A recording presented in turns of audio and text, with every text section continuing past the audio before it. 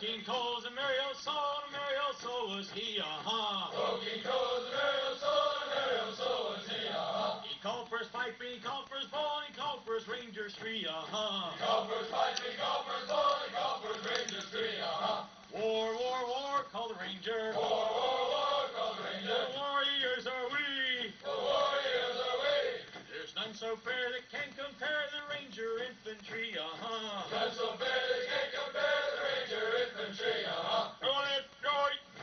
Your left, right. Your left, right. Rangers! Your left, right. Rangers! 1, 2, 3, 4. 3, 4. 1, 2, 3, 4. Rangers! Rangers! Rangers all the way. Captain's leggings, Captain's leggings. Helpful Ranger. You better do your best. Good morning, 173rd Airborne Brigade, Rangers, Special Forces, and wannabes. Sergeant First Class Ranger Rick Tashern here, U.S. Army retired, 1972 to 1993. Your mission, if you decide to accept this challenge of mine, is to road march 40 miles, 65 kilometers in 14 hours or less, or from sun up to sundown, starting from the most southern part of Lake Garda to the most northern part of Lake Garda. And this is a route you must take. The start point is Pescara, located at the most southern portion of the lake. How to get there? If you're going there by train, it's only 75 minutes train ride from Vicenza. And Pescara is located right after the Verona train station. It's the very next stop after Verona. If you're going there by car, it's a 60-minute drive from Vicenza, heading west towards Milano. You simply just get off the exit for Pescara. When you arrive by car and you go past the pay toll, you'll see a bridge immediately to your front. What you do is you go under the bridge and take a hard left, and then a right. Go down and you'll see a roundabout down the street. Just before the roundabout, there will be a big parking lot, and this parking lot on the right side is free parking, and the only place you could park without paying. If you should overshoot the parking lot, you simply have to go around the roundabout and go back, and then you can take a left into the parking lot. If you come by train, once you get off the train, you automatically go down the stairs to the front and you walk down the street. Once you're down at the end of the street, you take an immediate right and you follow the signs for Gardaland, Convent Sport, Lazizi, Bartolino, Garda, and so forth. If you plan to stay in Pescara the night before your walk, I should say the day before your walk, the best place to stay is at a campsite called Bella Italia, located on the other side of Pescara, about less than 1,000 meters from the train station or the parking lot. This camping site has all the facilities that you need: restaurant, bars, swimming pools, tents, trailers, bungalows, you name it, they have everything. It's one of the top 10 campsites on the entire lake. When you're ready to go for the walk, then you simply walk from Bella Italia to the parking lot or the train station, and you head north, following the signs for Gardaland, Caniva, or Lazizi, Bartolino, and Garda.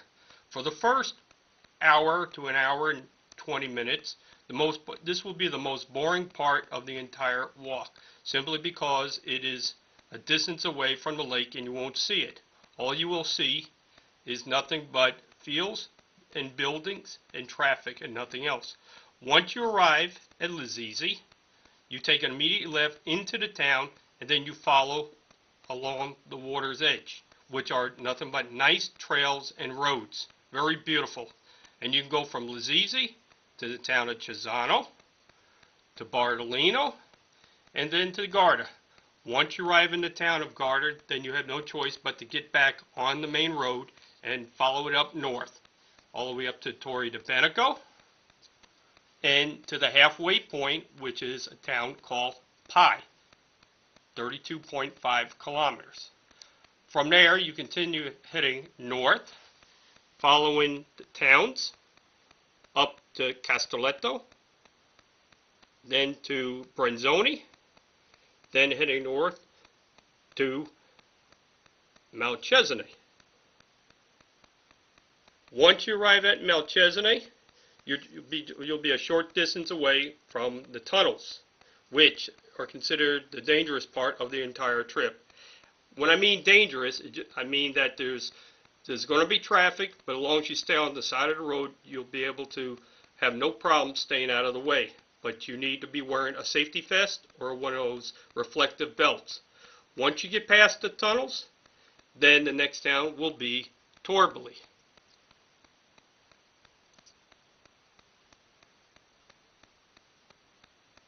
And if you decide to stay the night in Torboli, the place I would suggest you stay is a place called Bella Vista.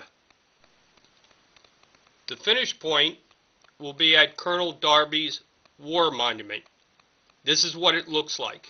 It only stands 2 meters tall, approximately 6 feet, and it's located near the church. Now there are 2 churches in Torboli. The one that you want to go to is the one that's located near the fire station and the closest to the water, the lake. And this is where it's located. As you enter the town of Torboli, you will see a building that stands out by itself on the dock. Looking at this diagram, you'll see the yellow markings. As you go up, there's 2 ways you can find the monument.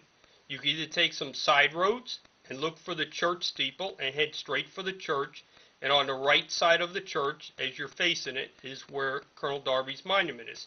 Or if you stay on the main road, you go up, get to the traffic circle, take an immediate left, and then once you get past the traffic circle, you take another left, and there'll be the fire station there. And you just walk down the road until you see the church steeple. And once you arrive at the church, it's just on the other side of the church is where Colonel Darby's monument is located. Once again, this is what it looks like. It only stands 2 meters tall, approximately 6 feet. And it's located next to the church, not far from the water. Roughly about 100 meters or less.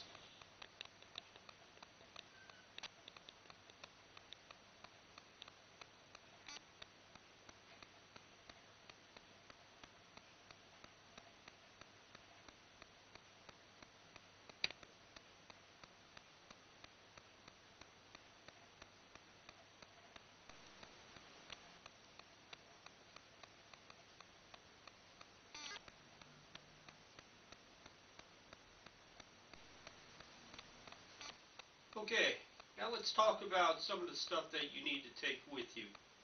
Mandatory stuff. Stuff that'll make sure that you can make it along the way. For those of you that are thinking about using your military boots, alright, you want to give it a try. Try to walk 40 miles, 65 kilometers in military boots. Be my guest, go ahead. But I personally wouldn't use military boots on this walk. Instead, I would suggest you would use hiking shoes, well broken in, or a good pair of tennis shoes. These would be the main choice right here. Tennis shoes or hiking. Minimum 2 pair of socks, because you're definitely going to be changing your socks along the way after you get sweaty. One of the things that you need to think about is to bring a small rucksack. Not a big rucksack or a big military rucksack, just something small to carry, some of the necessity things. For example, this is a nice small rucksack. This is all you need for this size here. The next item that you're going to be needing on this walk is either a reflector belt to wear or a vest to kind that you have to have in your car, which is required in Italy. Because there's going to be many places along the road where you're going to see a lot of traffic. Not saying it's going to be dangerous, but at least if you're wearing this or one of these, your chances are being hit or not seen is less. So these two, or one or the other, is what you should be wearing the entire way that you're walking. The weather, even though it may call for no rain, it could still rain out here on the lake. We've had scattered rain showers and thunderstorms, even when the weather forecast said it was not supposed to be in. In that case, you should either carry a pocket rain jacket or your poncho, one or the other. What you're also going to be needing to get through the tunnels is you're going to need a flashlight, preferably one that's very bright, or it has got a reflector off and on red lights, for example, hand light, or one of these, where it's a flashlight, and it's also a blinking red light as well. You need these for the tunnel. There's no question about it. You need these for when you go through the tunnels. Next thing that I suggest you take is to wear a hat. Whether it's going to be a sunny day, raining day, or whatever, you should be wearing some sort of headgear to protect your head. The other things that you need, if it's going to be a hot day, is suntan lotion, because you're going to get sunburn if you don't put this on.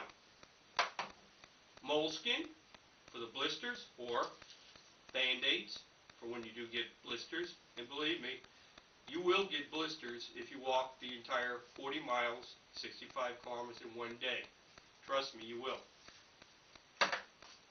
Foot powder, so that when you come to your stops and you change your socks, you'll be able to put some foot powder, relieve your feet.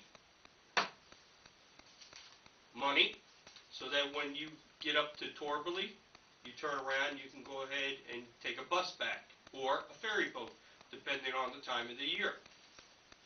And most importantly, you need water.